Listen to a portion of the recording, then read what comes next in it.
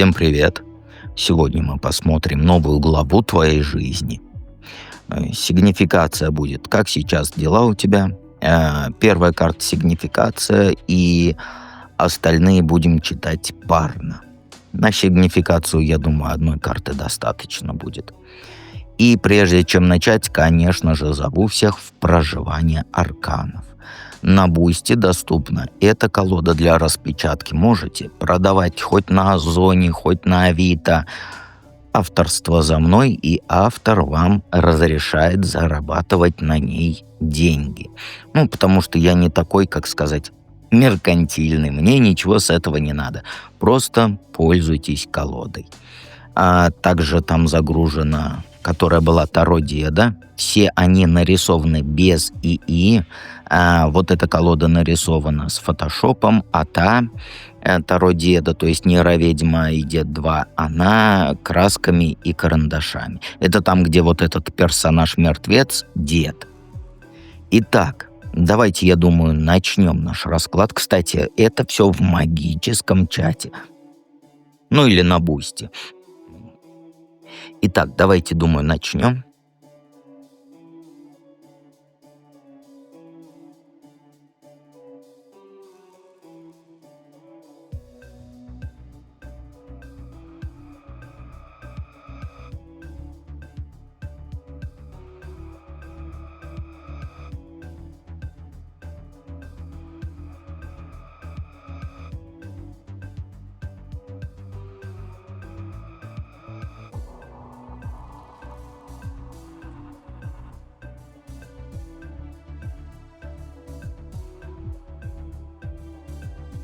Единички. Карты плохие, сразу говорю, но мы, как говорится, с вами не пальцем деланы. Как сейчас дела у тебя? Ты все под контролем сейчас держишь, все свои эмоции. Ты стала такой, знаешь, которые идут все за советом, за поддержкой, все тебя мудрой считают, понимающей.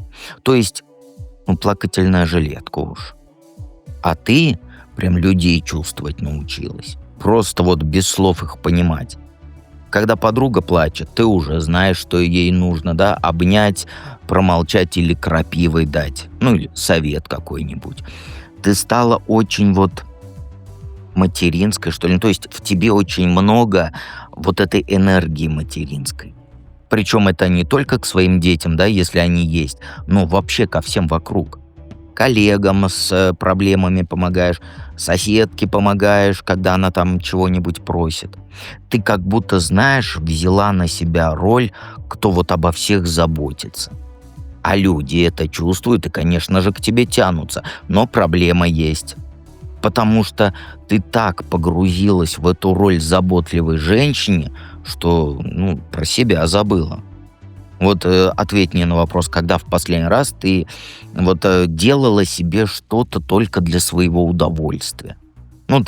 Платьишко красивое. Не потому что нужно, а потому что хочется. А ты живешь чувствами и потребностями других людей. И ничего себе ты не покупаешь. Свои мечты и так далее, желания задвинула куда-то там на дальнюю полку. И доверчиво ты очень стала сильно. Ты прям, знаешь, ты хочешь видеть в людях только хорошее, что даже не замечаешь, когда тебя используют. Твоя эта доброта, она привлекать начала не только тех, кто реально в помощи нуждается, но и тех, кто еще легкий способ решить свои проблемы за твой счет ищет. Ты даешь, а взамен ты получаешь только просьбы новые и так далее. Ничего в ответ не получаешь. Что тебя ждет в новой главе твоей жизни? Знаешь, твой мир полностью развалится. Все, на что ты опиралась, все твои опоры, они в один момент рухнут. Это как землетрясение будет. Люди, которым ты доверяла, они свое настоящее лицо покажут. Ситуации, которые тебе стабильными казались, они развалятся. То есть то, что ты считала надежным, окажется построенным, как замок на песке. И сразу после вот этого краха расплата придет за твою вот эту чрезмерную доброту. Я ни в коем случае не говорю, что нужно, ну, как сказать, добро не делать. Нужно, все хорошо, но рамки должны быть. Ты вот сама даже поймешь, что многие люди вот в это землетрясение, которое начнется, они тобой пользовались. Что твоя помощь, она, ну, по достоинству не оценивалась. Что ты давала, взамен ты получала только больше требований, но ничего другого. И вот эта правда, она будет болезненной, но справедливой. И знаешь что? Вот это разрушение, оно по справедливости будет. Вселенная, она покажет тебе реальное положение дел. То есть ты вот увидишь, кто из твоего окружения действительно тебя ценит, да, как человека, а кто только вот видит, как сказать, источник помощи и поддержки, вампирята. И вот эта проверка, она будет жесткой, но она необходима.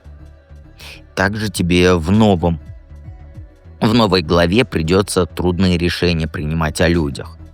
То есть, объясню, будешь отрезать тех, кто тебя использовал, границы поставишь, где их не было, нет скажешь тем, кто вот привык уже прям до токсичности твое «да» слышать. И болезненно будет и тебе, и им, потому что, ты знаешь, ты привыкла быть хорошей для всех, но выхода другого не будет, судя по картам. И вся вот эта вот ситуация, она тебя заставит пересмотреть свои принципы. Ты просто поймешь, что доброта без границ — это не добродетель, а саморазрушение. Что помогать только нужно тем, кто этого заслуживает, а не вот всем подряд, кто в зоне твоего внимания. Какие уроки ты должна будешь усвоить? Ну, знаешь, главный урок будет это научиться ждать. Не бросаться решать чужие проблемы вот с первой секунды, с первого мгновения, а сначала подумать. Дать время себе понять, действительно ли этому человеку помощь нужна, или он просто лентяй. Понимаешь? Ты поймешь, что иногда лучшая помощь — это не помочь вообще. И тебе придется научиться принимать вот, как сказать, вот разрыв, смерть отношений. Вот именно смерть. Потому что некоторые связи с людьми, они должны будут умереть, чтобы ты смогла жить. Ты поймешь, что вот, ну, не все отношения можно спасти, даже если очень хочется.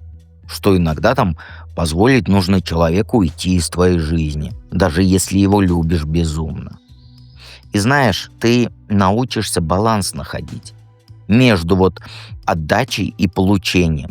Сейчас ты только отдаешь, а вот в новой главе ты поймешь, что здоровые отношения — это обмен. Ты даешь поддержку, тебе поддержку дают. Ты там чужую проблему решила, твои проблемы тоже решают. Если баланса нет, то такие отношения, они больные. И самый болезненный урок — то, что ты поймешь, что твоя потребность всех спасать, она исходит не из любви к людям, а из страха быть отвергнутой. Ты боишься, что ты, если полезной не будешь, то тебя бросят. Поэтому что ты делаешь? Стараешься быть для всех незаменимой. Но это сложный путь. Настоящие отношения, взаимоотношения, да, они строятся ж не на пользе, а на взаимной симпатии. И тебе предстоит переучиться жить, научиться получать удовольствие не от того, что ты кому-то помогла, а вот от простых вещей. Закат красивый, там чай ромашковый и так далее, книжка интересная. Тебе придется понять, что вот твоя ценность не в том, что ты можешь другим дать, а в том, что ты вообще есть, понимаешь, просто по факту своего существования. Что делать, как руки не... Извиняюсь. Что делать, как руки не отпустить и как выдержать вот это все? Знаешь, тавтологию скажу, но нужно перестать бояться свои страхи. Вот тебе страшно остаться одной, да? Ты боишься, что без помощи твоей постоянной люди от тебя отвернутся. Но эти страхи живут только в твоей голове. В реальности все не так ужасно, как ты себе представляешь. Твои кошмары, они знаешь, намного хуже, чем реально все.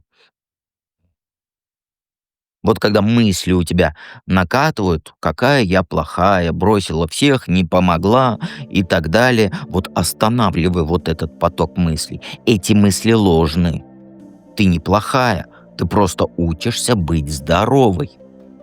Ты не бросаешь нуждающихся, да? Ты отсекаешь паразитов. Чувствуешь разницу?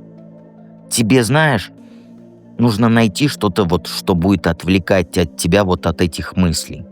Надо помочь, надо скорее бежать, чемоданы собирать, всех спасать. Нет. Спорт, там хобби, работа. Все что угодно, что вот заставит твой мозг переключиться.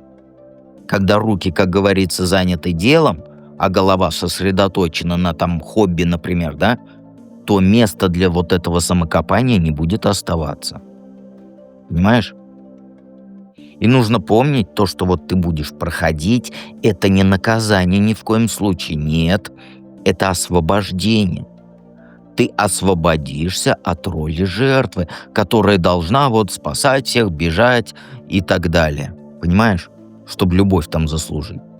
Ты станешь человеком, который вот имеет право на любовь по факту своего существования. И право на собственную жизнь тоже имеет. И это больно будет, но это же правильно будет. И каждый раз, когда захочется вернуться вот к этим привычкам, да, то спрашивай себя вот, что я получу от этого? Ну, что взамен? Если ответ там ничего, да, кроме усталости, например, и всякой головной боли, то ничего и не делай. Твоя жизнь, она слишком ценная, чтобы тратить ее там на неблагодарных людей, понимаешь? Обязательно подпишись на канал, и мы переходим ко второму варианту.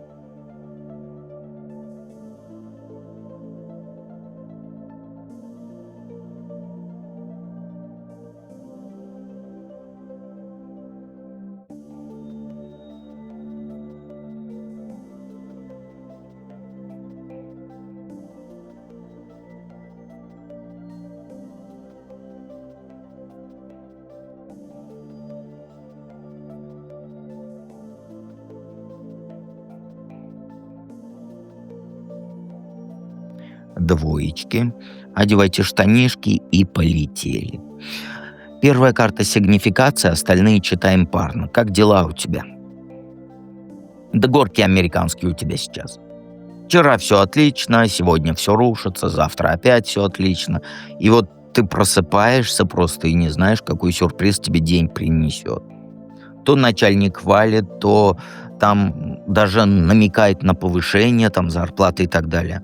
То через неделю говорит, что там сократить нужно зарплаты. То твой мужик пишет тебе каждый день, то на неделю. Без объяснений исчезать. То есть прям американские горки. И ты уже вот устала от вот этой неопределенности. Хочется там хоть какой-никакой, но стабильности, чтобы можно было строить планы, да, хотя бы на месяц вперед. Но жизнь, она в тебя прям кидает. То шанс, то препятствие, то шанс, то препятствие. И крутишься ты, как белка в колесе, пытаясь за всеми вот этими поворотами судьбы успеть. И знаешь, что самое такое бесячее? Ты повлиять на это не можешь. Вот эти перемены, они, знаешь, приходят извне. То кризис какой-нибудь экономический, то на работе какая-нибудь там перестановка, то болезнь чья-то в семье. Ты реагируешь на обстоятельства постоянно, но это не ты их создаешь, понимаешь? И это выматывает, потому что нет ощущения контроля над своей собственной жизнью. Ну, конечно, плюс есть. Ты гибкой очень стала. Научилась быстро вот, как сказать, вот адаптироваться к изменениям. Не паниковать, когда, как говорится, планы рушатся. Ты привыкла. Другие люди в стрессе, там, в панике, а ты уже к такому привыкла, и тебе, как говорится, как сказать, вот тебе спокойно. Да, я знаю, как говорится, что сейчас все сломается, и пофиг. Вот примерно вот так. Это твоя способность быстро перестраиваться, она очень скоро пригодится. Ну, сейчас, ты знаешь, ты в переходном периоде между старой жизнью и новой. Старое уже не работает, но новое еще не началось, не сформировалось. Поэтому тебя вот из стороны в сторону, как говорится, этот шатает. Но этот хаос скоро закончится, конечно. Что тебя ждет в новой главе? Ну, ты станешь импульсивным очень и стремительный, я бы сказал. Вот ты решение за секунды будешь принимать и тут же, как говорится, бросаться в омут с головой, выполнять все свои решения. Увидела интересную там хобби какое-нибудь, да, или вещь, сразу, как говорится, туда. Мужик понравился, сразу понять дала, что заинтересована. В отпуск захотела, уже билет, как говорится, купила. Но вот эта импульсивность, еще ты займешься, знаешь, чем-то еще долгосрочным. То есть это будет какой-то твой проект, какой-то твой бизнес, который будет давать результаты только через годы.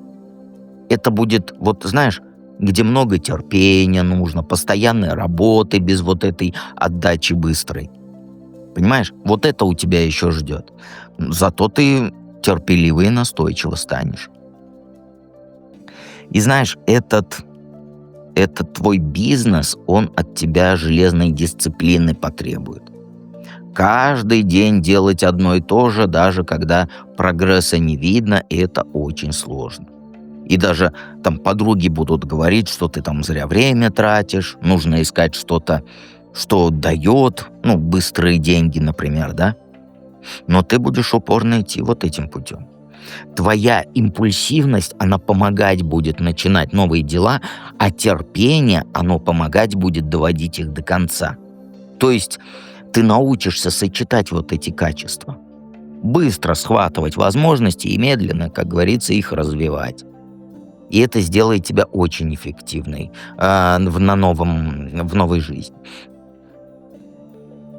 И ждать ты перестанешь чего. Когда вот этот вот идеальный эфемерный момент настает. Перестанешь ждать такого момента. Сейчас ты вот часто оттягиваешь решения свои. Ждешь вот этого момента эфемерного лучшего. И вот в новой главе своей жизни ты поймешь просто, что его не бывает. Нужно действовать с тем, что есть. Вот это ты поймешь, конечно.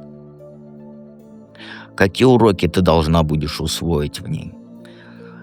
Но главный урок — это научиться проигрывать с достоинством. То есть тебя, знаешь, ждет несколько серьезных поражений в конфликтах с людьми. Ты будешь отстаивать свою правоту, доказывать свою точку зрения, а в итоге окажешься неправа. И это будет больно для твоего там самолюбия, эго и так далее. Потому что ты привыкла считать себя умной, проницательной, а тут, знаешь, вот окажется, что, очевидных вещей не заметила и силы свои переоценила. Вот люди, которых ты вот считала слабыми, они будут сильнее. И вот заведя с ними спор, ты несколько раз проиграешь, причем больненько очень. И, конечно, после вот этих поражений ты начнешь совсем другие качества развивать. Научишься молчать, наблюдать вместо того, чтобы свое мнение высказывать, да?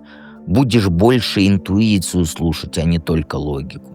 И поймешь, что информация, которую можно получить словами, да, она составляет только малую часть правды. И в себе откроешь способность людей считывать. Понимаешь? Вот по всяким вот этим невербальным сигналам. Научишься понимать, когда тебе лгут, даже если вот слишком убедительно вот эта ложь звучит.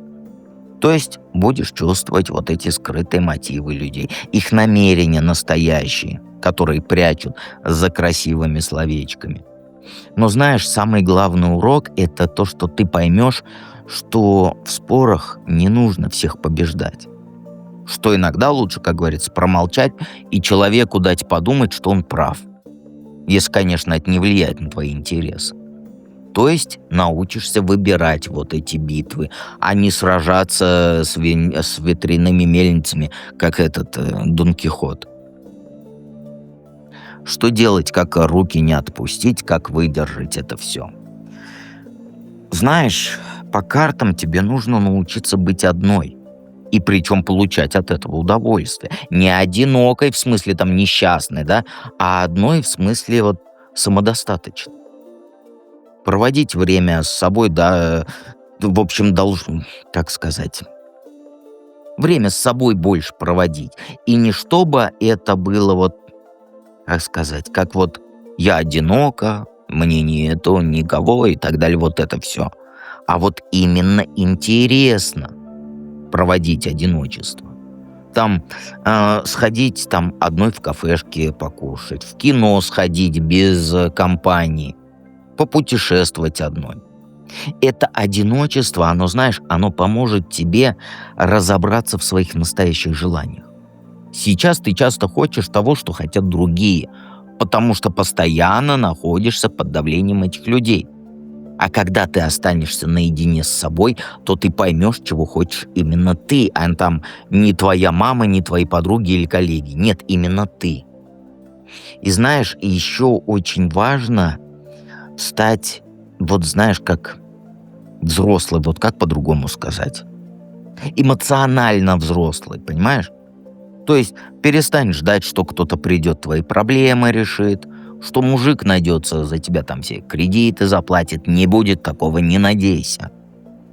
Не надейся, что мужчина там какой-нибудь спасителем твоей станет, родители станут финансовой подушкой, начальник там лифтом карьерным. Нет, ты сама себе опора. И вот развивая в себе способность поддерживать других, но без ущерба для себя. Сейчас ты либо полностью игнорируешь чужие проблемы, либо вот растворяешься в них. Золотую середину найди. Помогать, но не забывайте про свои границы. Понимаешь? Ну а когда совсем тяжело станет, то вспоминай, что ты уже и так много всего пережила. Понимаешь? И справилась. У тебя силы много внутри. Ты ее просто недооцениваешь вообще. И каждый кризис, он делал тебя сильнее, и этот не будет исключением. Главное, не спеши. Потому что твоя главная, вот эта новая глава, да, она не завтра начнется. Это будет огромный процесс, который займет огромное время. Поэтому себе право на ошибки дай. На медленный прогресс дай. Откаты назад тоже дай себе право. Так вот растут все по-настоящему сильные люди, понимаешь? Никак по-другому. Итак, давайте перейдем к третьему варианту.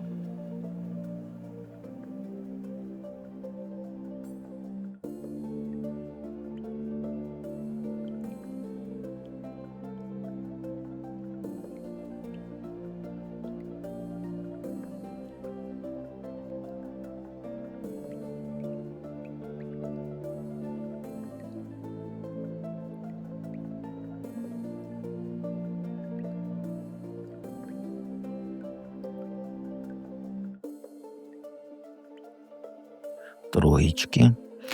Троечки, троечки. Как сейчас дела у тебя? Первая карта сигнификация, остальные читаем парно. И дела у тебя, ну, как сказать, между двух огней ты сейчас застряла и выбрать не можешь. У тебя сейчас, знаешь, два варианта жизни есть. И оба тебе кажутся правильными. Один такой весь безопасный, проверенный, но скучный. А другой, как сказать, вот рискованный, интересный, но страшный. И сидишь ты уже месяца 3 и думаешь. То склоняешься к одному, то к другому, а время идет, решения все нет. И знаешь, вот эта нерешительность, она сейчас тебя съедает изнутри. Ты постоянно взвешиваешь плюсы, минусы, у всех там спрашиваешь советы. Даже, наверное, гуглишь. И с каждым днем становится только хуже, потому что ты понимаешь, что пора уже что-то решать. А ты все на месте топчешься. И у тебя есть вот два человека, и они в разные стороны тебя тянут. Один говорит: рискуй, пробуй, ярко живи и так далее. А другой говорит такой: будь осторожна, подумай о будущем, глупости не делай. И ты вот разрываешься между вот этими голосами и не понимаешь, кого слушать. Но самое поганое в этой ситуации то, что ты боишься ошибиться. Ты думаешь такая: вот сделаю выбор, а он окажется неправильным. И всю жизнь буду жалеть. Поэтому лучше ничего не выберу и буду вот стоять. Но стоять — это тоже выбор, только он самый худший. Потому что, ну, так ты ничего не получишь, ни того, ни другого. Плохо спишь, пропал аппетит. На работе, как говорится, смотрю в монитор, вижу фигу.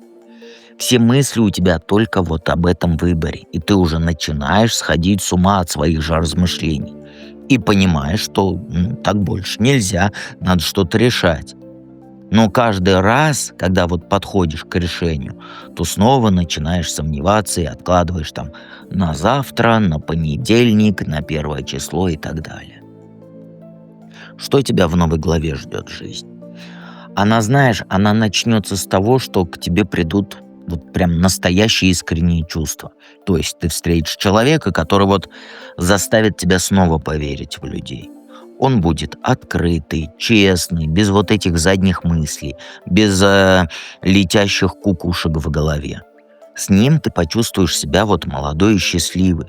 Он разбудит в тебе вот эти эмоции, которые ты давно похоронил.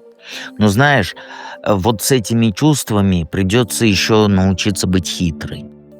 Жизнь, она научит тебя не показывать, как говорится, все карты сразу. Ты поймешь, что не всем можно рассказывать правду, не со всеми открытой можно быть. Некоторые люди используют твою честность против тебя. Ты станешь играть в игры, которых ты раньше не понимала. Научишься скрывать свои планы настоящие. То есть говорить одно, а думать там, другое. Это ни в коем случае не сделает тебя там плохим человеком. Нет, просто знаешь, ты поймешь, что в этом мире нужно уметь защищаться. И вот тут самое интересное, вот эти две стороны, они будут жить в тебе одновременно. С одной стороны, ты будешь влюбленный и счастливый, а с другой — осторожный, расчетливый и так далее. То есть тебе придется научиться быть разной с разными людьми. Ну, как маска, что ли. Ну, по этим картам еще новая глава принесет тебе понимание, что люди сложнее, чем ты думала. Что даже хорошие люди могут плохо поступать, а плохие, как говорится, добрые дела делать. Что поймешь, знаешь, что мир не черно-белый, он серый. И вот в этом сером мире нужно уметь ориентироваться. И откроется, конечно, твое сердце там для любви, для всего, но мозги все равно у тебя включатся для жизни, да, для выживания. Какие уроки ты должна будешь усвоить в новой главе? Ну, знаешь, главный урок — это ты поймешь, что ты устала драться за все подряд.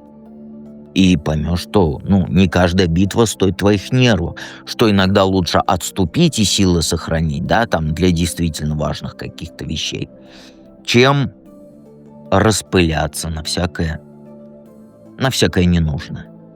То есть ты научишься выбирать, за что стоит бороться, а что можно отпустить, и, как говорится, пошло оно лесом. Но при этом ты сама создашь вокруг себя, знаешь, как сказать, позитивную, праздник, в общем, вокруг себя создашь. То есть твой дом вот станет местом, где людям хорошо. Ты научишься уют устраивать. Понимаешь? И гостей принимать, делать так, чтобы вот все чувствовали себя желанными. И это будет твоей суперсилой. То есть умение создавать атмосферу радости. А урок в том, что можно быть одновременно и уставшей от жизни, и полной энергии для близких, понимаешь? То есть можно быть там грустной внутри, но веселой снаружи. И просто ты поймешь, что вот эта взрослость — это умение нести свою боль так, чтобы она жизнь другим не портила.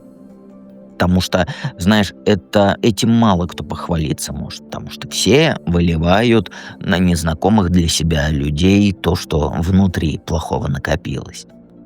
И усвоишь еще ты один урок, что вот защищаться нужно не агрессией, а мудростью. То есть на всех подряд не нападать, кто к тебе приближается, а просто быть осторожной. Понимаешь? Сама себе опорой научишься быть, в общем. Ну, что делать, как руки не опустить и как выдержать? Ну, знаешь, готовься к тому, что тебя люди предадут, которым ты доверял. Больно до невозможности. Ну а что поделаешь, это жизнь. Почувствуешь себя преданной, почувствуешь себя брошенной, использованной. Будет, знаешь, момент, когда захочется вот лечь, смотреть в потолок, плевать в него и не вставать. И это вот, знаешь, покажется тебе, что вот все усилия по жизни, они напрасны. Но именно вот после вот этого предательства ты получишь то, о чем мечтала. Люди признают твои заслуги, тебя оценят по достоинству. И место ты займешь, которое ты заслуживаешь, а не которое сейчас. Как выдержать? Ну, знаешь, боль от предательства, она временная, а победа навсегда. Вот те, кто тебя предадут, они покажут свое истинное лицо, а ты свою силу покажешь. И ты просто встанешь, отряхнешься и дальше пойдешь от бедра и носик кверху. И это увидят те, кто действительно тебя ценит. Не мсти тем, кто тебя поставит. Нет, просто своей дорогой иди. Твой успех, он, знаешь, он будет лучшей местью. Понимаешь? Лучше мести не придумать для твоих вот этих говнюков. Я слово забыл. Этих, кто зла желает. Паразитов. Понимаешь, когда ты всего добьешься, они сами поймут, что потеряли. А ты уже будешь так высоко, что вот это ихнее мнение, которое можно в туалет вместо туалетной бумаги повесить, оно тебе не важно будет. Знаешь, держись за тех людей, которые рядом останутся. И остаются даже вот в самые тяжелые моменты твоей жизни, потому что именно они твои настоящие люди. Цени их, береги, тепло им давай. Потому что, знаешь, друзья не в радости познаются, а в беде. Понимаешь? И каждое предательство нас делает сильнее. Каждая боль нас учит быть мудрее, понимаешь? Ты не сломаешься ни в коем случае, ты закалишься. И когда вот настанет твой час вот этого триумфа, ты будешь готова к нему. Будешь знать себе цену и не позволишь никаким ублюдкам занижать свою, как говорится, личность, уважение и так далее. Подписывайся на канал сегодня. Мне что-то нехорошо, поэтому сегодня расклад один и такой сумбурный. И помни, что дед всегда рядом.